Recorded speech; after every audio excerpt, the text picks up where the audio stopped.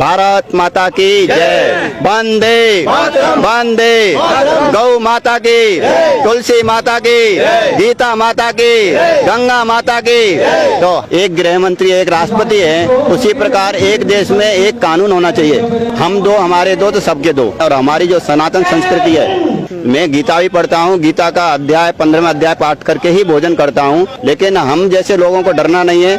देखिए मेरे साथ में तो ऐसे मुस्लिम हैं जो मैं हरिओम बोलता हूँ तो आगे से सलाम वालेकुम की जगह हरिओम बोलते हैं। मेरे से कंठी मंगाकर धारण करते हैं, तुलसी की माला धारण करते हैं। यहाँ तक कि मैंने मस्जिदों में भी जा जाकर तुलसी के पौधे लगाए हैं। और सनातन धर्म के अनुसार एक मोक्ष प्रदान करने वाली एक तुलसी माता है। देखो हम एक पिता की संतान है, एक माँ की संतान है, और वो हमारी माँ है भारत माँ। तुझ में राम मुझ में राम सब में राम समाया है, कर लो सभी से प्यार जगत में कोई नहीं पराया है। एक ही माँ के बच्चे हम सब, एक ही पिता हमारा है, फिर भी ना जाने किन मूर्खों ने लड़ना हमें सिखाया है। जो वंदे मातरम नहीं बोल सकते तो उन्हें भारत माता में रहने का अधिकार ही नहीं है। शरीयत को भी ये नहीं बताता कि आप दूसरे की भावनाओं की अवहेलना करें। 4-4 बीवियां रखना और 44 बच्चे पैदा करना, वो खाली ये विद्रोह फैलाने के लिए, आतंकवादी पैदा करने के लिए ही सब कुछ ये समस्याएं हैं। क्या नाम है आपका? मेरा नाम HS खान है। मैं अलीगढ़ से बिलोंग करता हूं और अपने इस राष्ट्र निर्माण के कार्य में पिछले 5 वर्षों से लगा हुआ हूं।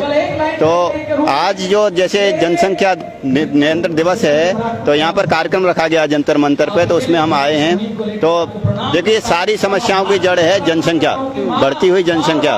और जैसे हमारे देश में एक प्रधानमंत्री हैं, एक गृह मंत्री एक राष्ट्रपति है, उसी प्रकार एक देश में एक कानून होना चाहिए। जैसे कि हम दो हमारे दो तो सबके दो, ऐसे सबके दो होने चाहिए। तो ये जो देश की समस्या है वो बहुत काफ़ी हद तक सही और सरल हो जाएगी।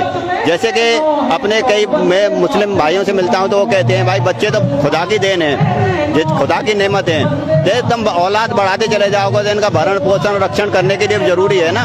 इनको अच्छी परवरिश दें, अच्छी शिक्षा दें, अच्छा ज्ञान दें, तो ये आगे जाकर कोई हथियार न उठाएं। तो हम नियंत्रण में रहकर तो हमारे दो हम दो हमारे दो तो सबके दो होने चाहिए। मैं एक आपसे बात पूछना चाहता हूँ। आप मुस्लिम समाज से आते हैं, अलीगढ़ से हैं, आपने गले में कंठी पहनी हुई है, इनका राज क्या है? देखिए इनका राज ये है, जो हमारे ये जैसे रुद्राक्ष है, तुलसी है, तुलसी को हिंदू धर्म में माता माना जाता है। ये क्या है, हमको पूरी ऊर्जा देती है, ऑक्सीजन देती है विज्ञान के हिसाब से। यहाँ तक कि हमारे हिंदू धर्म शास्त्रों में बताया गया है कि तुलसी तो मोक्ष प्रदान करने वाली है। मेरे अब्बा जान इस धरती से जाने वाले थे तो उनको तुलसी के जल मतलब कब रुका हुआ था, तुलसी के पत्ते डालकर और गंगा जल उनको पिलाया गया तो उनके अच्छी तरह से मतलब उनकी वो हुई। तो एक बात और मैं जानना चाहूँगा, जैसे कि आप मुस्लिम समाज से आते हैं, आप अपनी बात बताइए कि आपके पास कितने बच्चे हैं और आगे का प्लान क्या है और क्या चाहते हैं आप मुस्लिम समाज से भी? देखिए मेरे पास एक लड़का है जो ग्रेजुएशन कर रहा है और अच्छे परिवार है, अच्छी करोड़ों की धन संपत्ति है, पत्नी है, मेरी माँ है, अब्बा जान दुनिया से रुखसत हो चुके हैं। और मेरे अंदर ये थोड़ा सा लोगों को जागृत करने के लिए, स्वस्थ करने के लिए योगासन प्राणायाम व्यायाम के प्रति रुचि थी। और मैं एक संत आसाराम बापू जी से जुड़ा हुआ हूँ, जिनके द्वारा मेरे को राष्ट्रहित की भावना कूट कूट कर भरी। दूसरा कुछ ऐसे लोग मेरे को मिले जो समाज में राष्ट्रहित के लिए जीवन देना चाहते थे। उनके सानिध्य में आकर मैं युवाओं को कॉलेजों में जाकर, इंस्टीट्यूशन में जाकर और स्कूलों में जाकर उनको अपने ये योग प्राणायाम व्यायाम इनके बारे में बताते हैं। और हमारी जो सनातन संस्कृति है उसमें कोई ये नहीं आता हिंदू मुसलमान सिख ईसाई, सनातन में यानी मूल, उसमें मूल में आ जाए तो हमारा स्वस्थ जीवन स्वस्थ बन जाएगा, सुखी बन जाएगा और सम्मानित बन जाएगा। और सुखी सम्मानित जीवन जीने के लिए जो एक समस्या पैदा हो रही है जनसंख्या, किसी एक अलग वर्ग की जनसंख्या ज़्यादा बढ़ती जा रही है, एक कम होते चले जा रहे हैं, तो ये एक ऐसा कानून आना चाहिए, हम दो हमारे दो तो सबके दो। तो एक बात और जानना चाहूँगा, जैसे कानून आता है तो वोट के राइट्स खत्म हो जाने से क्या लगता है कि इस पर पूर्ण प्रतिबंध लग जाएगा? देखिए अगर वोट पे प्रतिबंध लगाया जाए, कानून आता है तो ऐसा कुछ भी नहीं है। देखो जब भी ये चलते रहेंगे तो ये ऐसा कुछ भी नहीं है कि राइट खत्म हो जाएंगे। 2 बच्चे होंगे तो उनको पूरा अधिकार मिलेगा। और उनका जीवन भी अच्छा बनेगा, स्वस्थ बनेगा, सुखी बनेगा, सम्मानित बनेगा। जैसे कि आपकी जो सोच है, आप तुलसी पहनते हैं। एक और वाकया हुआ अलीगढ़ के अंदर, जो मुस्लिम समाज से आता है वो गीता पढ़ता है, रामायण भी पढ़ता है, आकर के कुछ युवक आते हैं उस पर अटैक कर देते हैं। ये कैसी सोच लिए बैठे हैं? ये ओवैसी टाइप के लोग हैं जो उनके अंदर मानसिकता ऐसी भरी है, बाहर से आकर जो उनको दिमाग में भर देते हैं, ये काफिर हैं। मैं गीता भी पढ़ता हूँ, गीता का अध्याय 15वां अध्याय पाठ करके ही भोजन करता हूँ और लोगों को बताता हूँ, देखो गीता एक ये क्या किसी धर्म जाति धर्म से संप्रदाय से रिलेटेड नहीं है, ये एक मानव मात्र का ग्रंथ है। गीता पढ़ने से पूरा अपना ज्ञान खुलता है, जाने अनजाने में बाइबल में, कुरान में, सभी में ये सब कुछ गीता से ही लिया गया है। गीता एक पौराणिक ग्रंथ है। तो जैसा कि अभी आप कह रहे हैं, तो एक और अलीगढ़ से हुआ है कि जिस महिला ने बीजेपी की सदस्यता ली और उसकी जिसके घर में रहती थी उसकी सोच ऐसी थी, उसने घर से बाहर निकाल दिया। देखिए उसमें मैं फिर बोल चुका हूँ, जो अलग टाइप के हैं, जैसे ओवैसी सोच के टाइप के लोग हैं, उनकी मानसिकता बदल दी जाती है कि ये काफिर बन गया, ये काफिर है, मतलब इस्लाम से अलग है। अगर इस्लाम तो हमको जोड़ना सिखाता है, ना कि तोड़ना। ये हमको ईमान पर चलाना सिखाता है कि अपने ईमान पर चलो और दूसरों की भलाई करो, दूसरे की भलाई के काम करो। लेकिन हम जैसे लोगों को डरना नहीं है।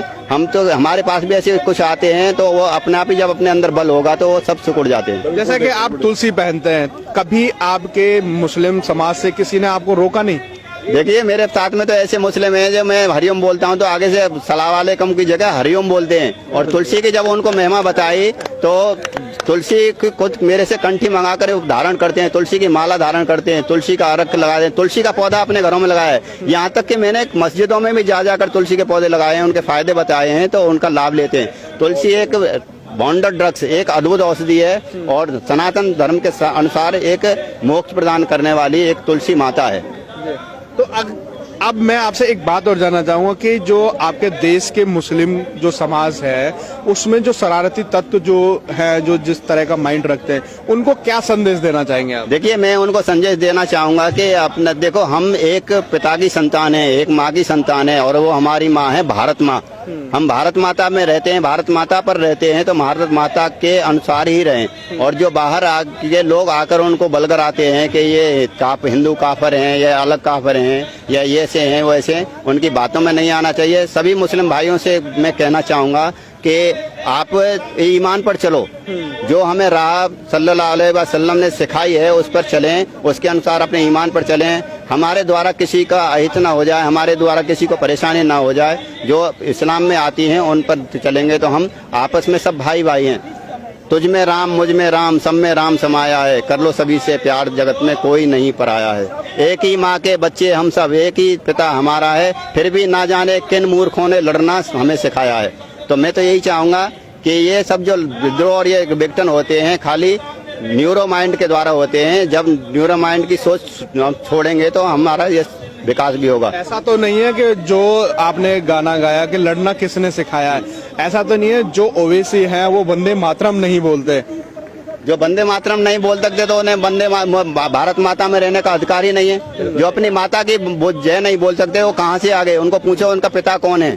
जो अपनी माँ की जय नहीं बोल सकते तो आप उनको पूछने का ये बनता है कि उनका पिता कौन है। एक सपा के सांसद हैं, लोकसभा में कहते हैं कि हमारे शरीयत के खिलाफ है वंदे मातरम बोलना।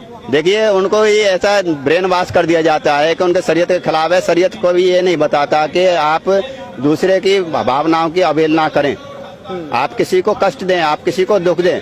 और हमारे सभी का अधिकार बनता है कि जब भारत में रहते हैं तो भारत माँ की जय बोलें। वंदे मातरम भी भारत माता का ही दूसरा नाम है। तो मैं तो गर्व से बोलता हूँ और उनसे कहता हूँ आप भी सभी गर्व से बोलें, भारत माता की जय, वंदे वंदे, गौ माता की, तुलसी माता की, गीता माता की, गंगा माता की।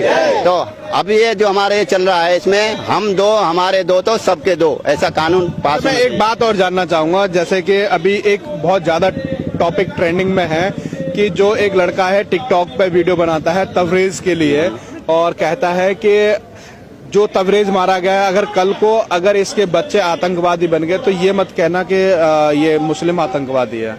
और उसका कहीं ना कहीं समर्थन एजाज खान ने भी किया है। मैं फिर बार बार बोलता हूँ, जो उनका बाहर से आकर लोग जो ब्रेन वॉश करते हैं ये काफर हैं, और उनका एक ही मकसद होता है कि 4-4 बीवियां रखना और 44-44 बच्चे पैदा करना। वो खाली ये विद्रोह फैलाने के लिए, आतंकवादी पैदा करने के लिए ही सब कुछ ये समस्याएं हैं। और इन समस्याओं का सभी का समाधान है जनसंख्या नियंत्रण कानून। अगर जनसंख्या नियंत्रण कानून बन जाता है तो हम दो, हमारे दो, तो सबके दो हो जाएंगे।